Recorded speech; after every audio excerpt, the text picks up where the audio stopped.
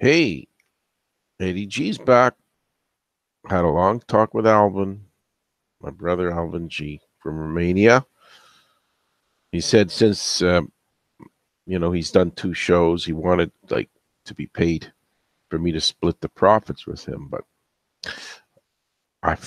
couldn't find a knife sharp enough to cut a penny in half. So I told him I can't help you with that. I have a dopey hat. Yeah, I know. I found it. It's stupid. It's just a hat. Doesn't really matter. I like hats. I put it on. Okay, Eddie G's Music World, we're dealing with April 3rd, 2019. Over a year I've been doing this show. I did take a couple of months off in the summer just to kind of get through all the crazy, hazy days with the kids. But back for another show, exciting show. We're going to start to dig through the top 500 albums, maybe get to the end at some point and throw you a few more today. Um, Something in the news. I mean, here we are. We're dealing with a 75-year-old man who's going through valve surgery for his heart, Mick Jagger. So that's kind of, the guy runs around twice the energy that I have, and he's 16 years older than me. Well, when I saw him last in 2005, and I mean, you can escape reality so long, or you can stay healthy so long. At some point, you end up with something, but the guy's probably, knowing him, he's going to sail through that. Valve replacement, I think it'll give him 10 more years. My mother got 11 more years. So we're talking 10, 11 more years. And she was 74 when she had it. And then Mick is 75. So it's about the same time. My mother smoked. I'm sure Mick did a few things with cigarettes and dope and whatever. So, I mean, these things, they're going to catch you at some point. Let's hope, we all try to hold off these kind of problems as long as we can. Keith Richards is still not facing these kind of problems because he's just, I used to say about Mick Jagger that he was invincible. So they're going to come for you too, Keith, no matter how great you are and how healthy you seem to be and all the things you used to do. They're going to come for you. Bad boys, bad boys. So let's just get into this list that I've kind of put aside since I haven't been around for a couple of shows. And Alvin G's been putting in some big time. And one of his shows was muffled, and it was like a real controversy for Alvin.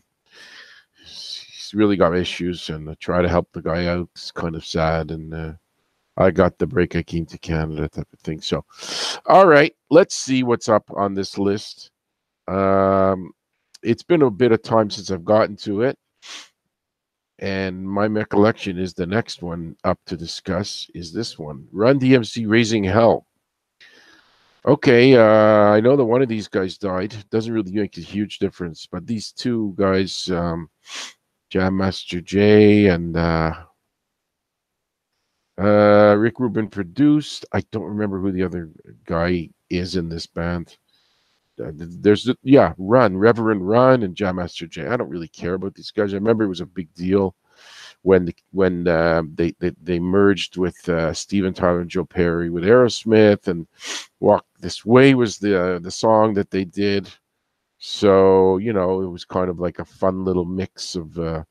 It seemed to be like a Run DMC was kind of on their way out around that time, mid 80s, 86, and Aerosmith was kind of easing their way back in because they had like a couple of albums that were a little less exciting and not as big, so maybe they kind of needed some kind of a big song till they kind of jumped into their own song with Run DMC, and it was a big deal at the time. MTV was crazy about it, played it all day and night. Okay, next, 122. Rolling Stones top 500 albums. The Harder They Come original soundtrack. Excuse me. Jimmy Cliff is in this, and this is the kind of thing that these guys, Jimmy Cliff was part of this scene, and this is some kind of a groundbreaking movie Now everybody's coming out with their, you know, movies. These music people coming out with movies like Motley Crue and Queen, and who knows what's next, right? But this was a big deal, maybe at the time, although I was pretty young, so I don't remember being that interested in it. But I know it made a big mark on people, especially into this kind of music.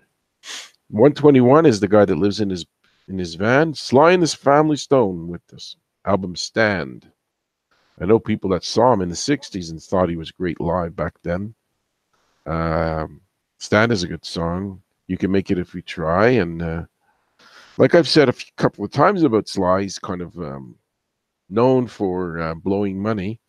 And he's in the middle of a lawsuit, or maybe it's settled, or maybe they're just offering him money and he's fighting for more money, because a lot of these guys back then signed not that great deals and they didn't get their publishing, and people cover his songs, and he was kind of influential for Prince, and maybe they'll throw one of his songs in a commercial and he's fighting for that money. So we'll see. Good luck to him. Hope he gets a house instead of living in that van. Not down by the river. It's on the sidewalk, I think. Close to a sidewalk. Number 120 is The Byrds, Sweetheart of the Rodeo. Hard to tell if this was the David Crosby era or not. I think he left probably around this time. Graham Parsons was in this band, I think. Steel guitar. Byrds were kind of like one of these band that popped out a bunch of top 40 hits, and then they became more experimental, like not experimental, like bizarre, just like less pop and more country folk flavored. And they still had a following, so it's not like they disappeared. They just became a little bit different type of band. Members left. You know, one guy went to, well, he came from the Hollies to go into, hold on. David Crosby left, and probably other people that are well known left. Etta James At Last. Famously, this album got back in the news when there was some kind of a baseball game and somebody sang At Last, like Whitney Houston did. And Etta James was mad because she was still alive at the time, and she was like saying, oh, it's my song, you know, I made it famous. I sang it first and made it popular back in the 50s. And here you are, you know, I'm the old lady, and you picked this hot young singer to sing my song. And I think she was not too thrilled with it, but, you know, she did pass away since then. See, look, I'm so stressed out about this button that I'm checking it because I've had it shut down. I've had microphones turned off and muffled. I mean, I'm paranoid it's going to happen again, but I'm confident my wisdom will come through this time. So look, she had this popularity back in the day, and then like a lot of these singers, they just turn into older people, and you don't hear much from them, and then that was it.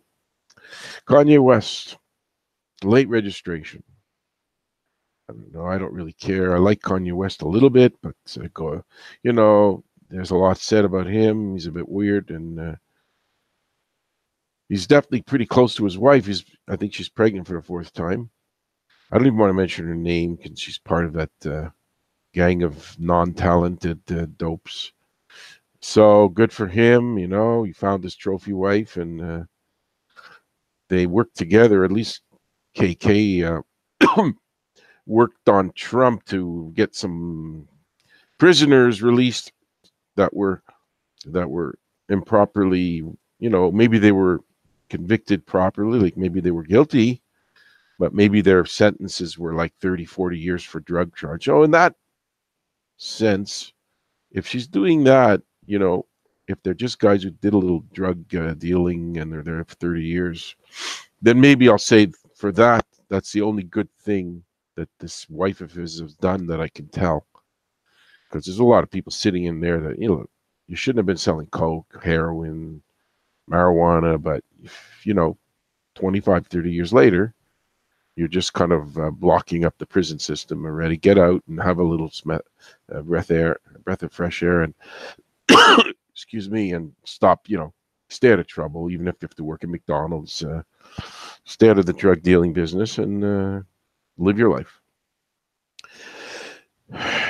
Number 117 on this list, Derek and the Dominoes, Layla and Other Love Songs. Yeah, that was something.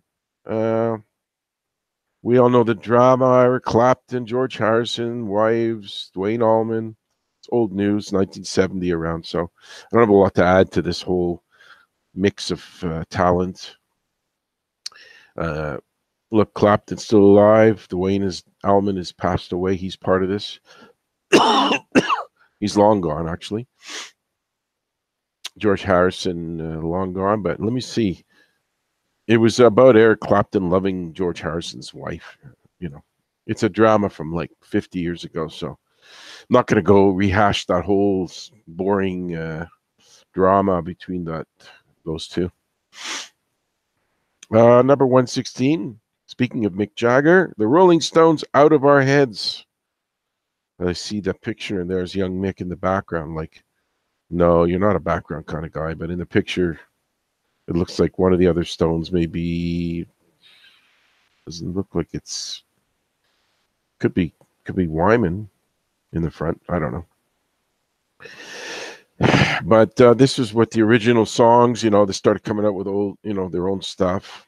The Last Time, Play with Fire, Can't Get No Satisfaction, and they put off their tour a couple of months because of Mick's open, like the valve replacement. I know that they're doing a meet and greet for like $30,000 to meet them.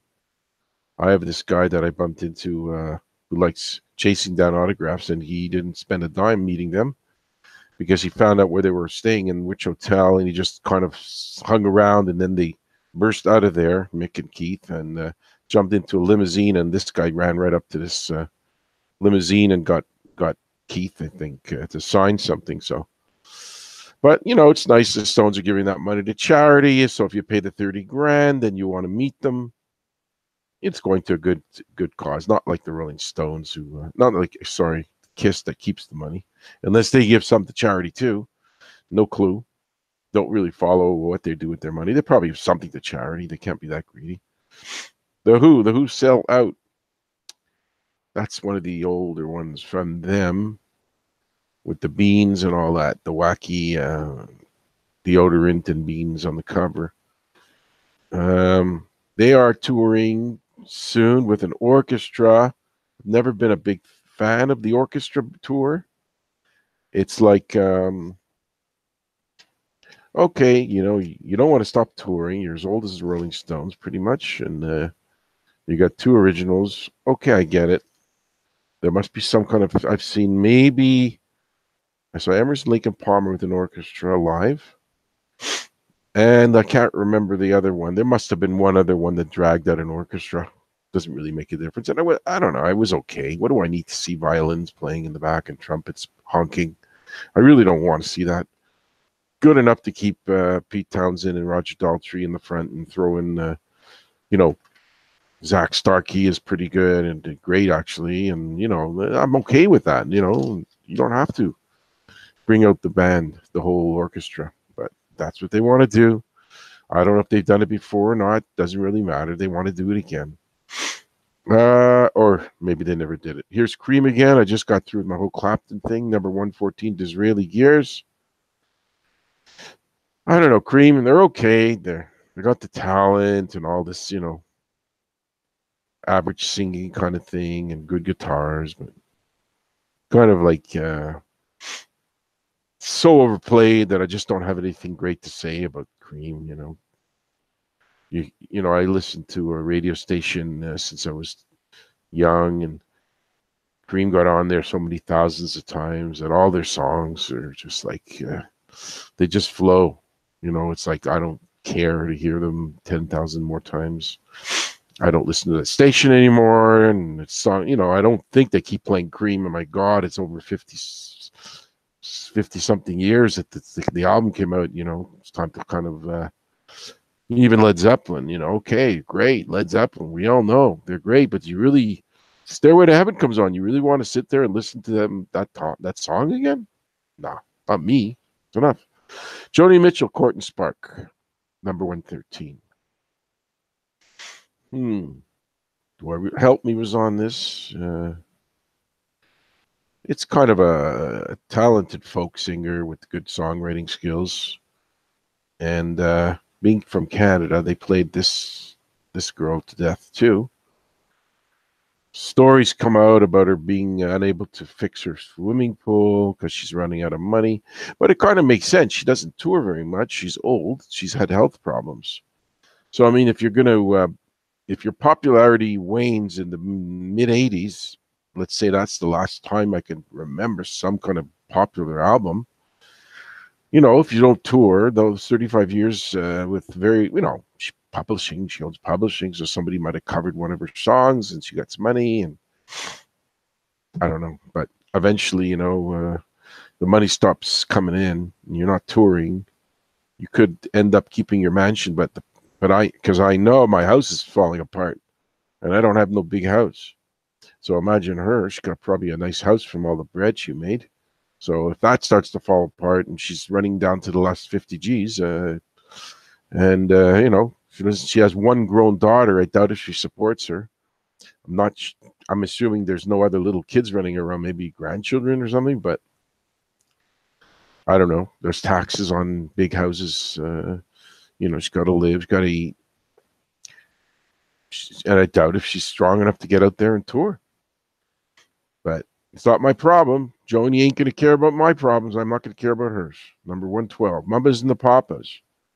It's amazing how this band, they barely stuck together for 2 or 3 years and they cracked out so many hits. If you can believe your eyes and ears, was this one of these albums that was like a cult popularity type of thing, or maybe like, I don't know if these are full of hits or not, but it might be one of these albums where the got very, very high critical praise, but the album didn't have the hits, which if it got to number 112 on a Rolling Stone list, that means these guys at Rolling Stones thought they were amazing. That album was amazing, but I've never listened to it, and they don't say where I'm looking the songs on there. Next, 111, Radiohead, The Bends. Just got in the Rock and Roll Hall of Fame. Deservedly so. I mean, they've had this cult plus following. It's kind of like cult, but at the same time, they tour a lot and sell thousands of seats, especially in Montreal, every year, and do shows, and they have like a big following, and they have good songs, but I don't sit there and think about them much.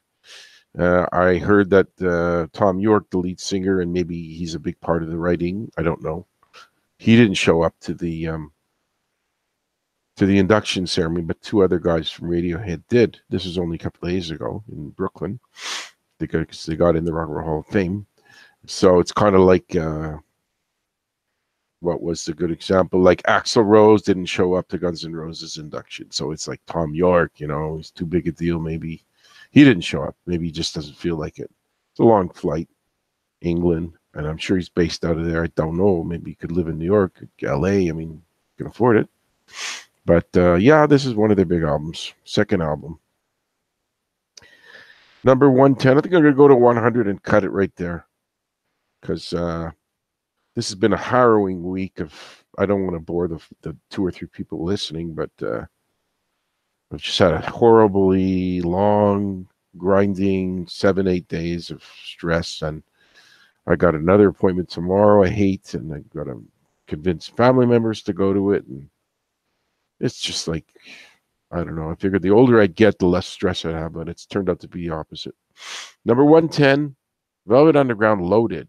Okay, Lou Reed seems to be very constant on this list. He's like his solo records now.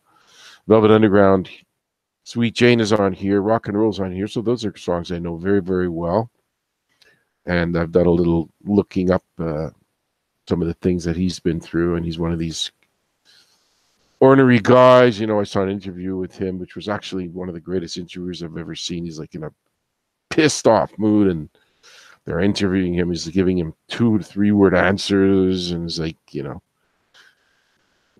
barely spitting out a couple of rude things, and you got to look for Lou Reed interview, like angry or something. You're going to be impressed. I mean, it's just fun to see the guy purposefully, being mean to someone else. It's entertaining. Do you want to hear an interview where the guy says, "Yeah, we love the fans, and we're touring, and we're coming out with a new album next week," and it's better to see a more fun interview where the guy's like not in a good mood and he's like right giving dirty looks at the interviewers and whatever.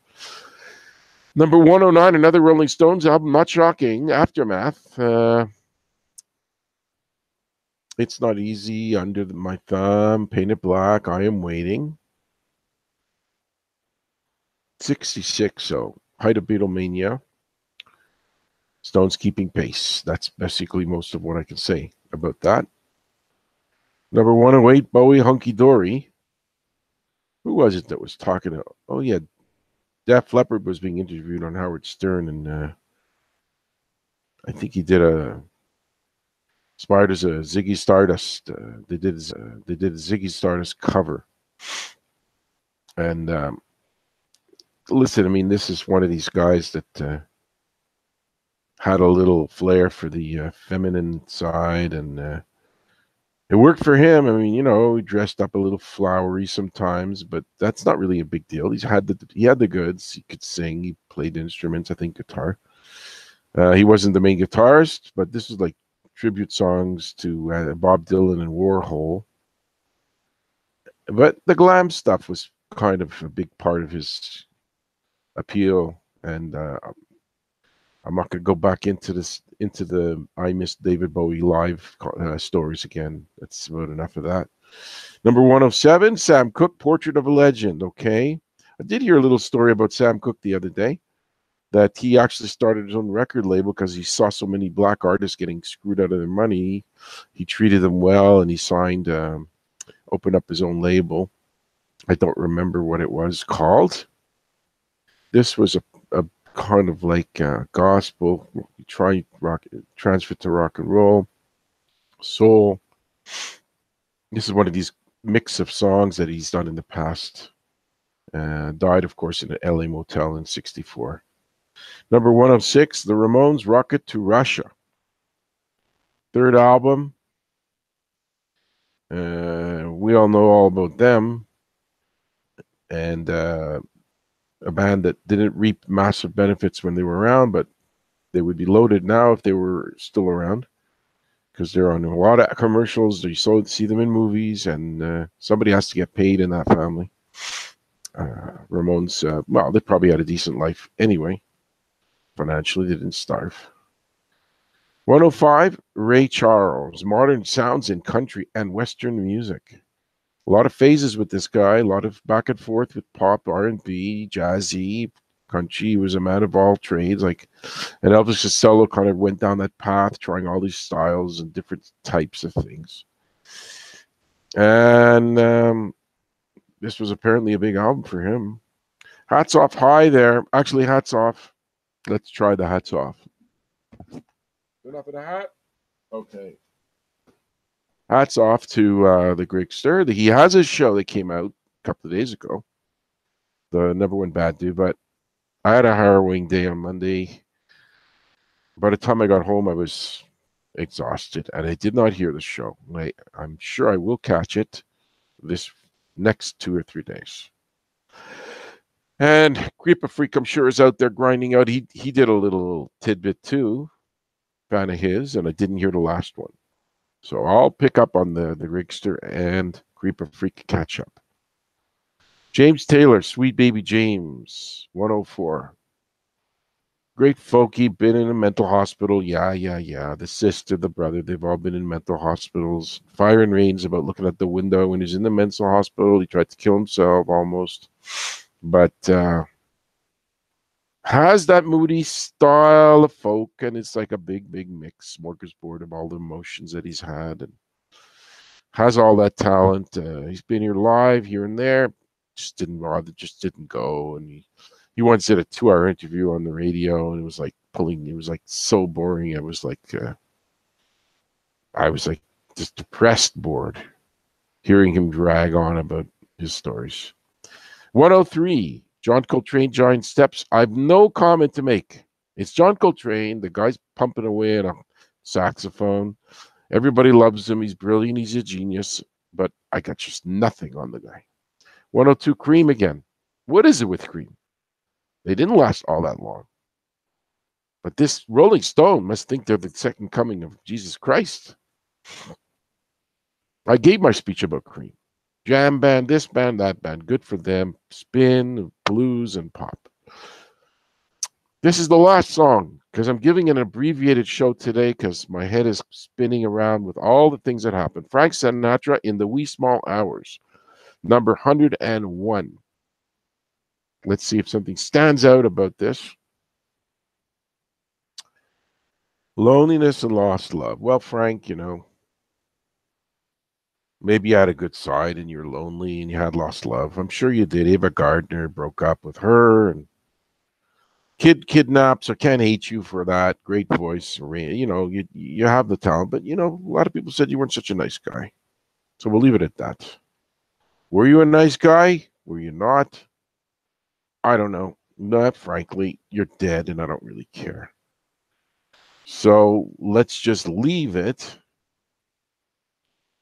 as that, and let me find my screen. There I am, Eddie G's Music World, giving you half a show.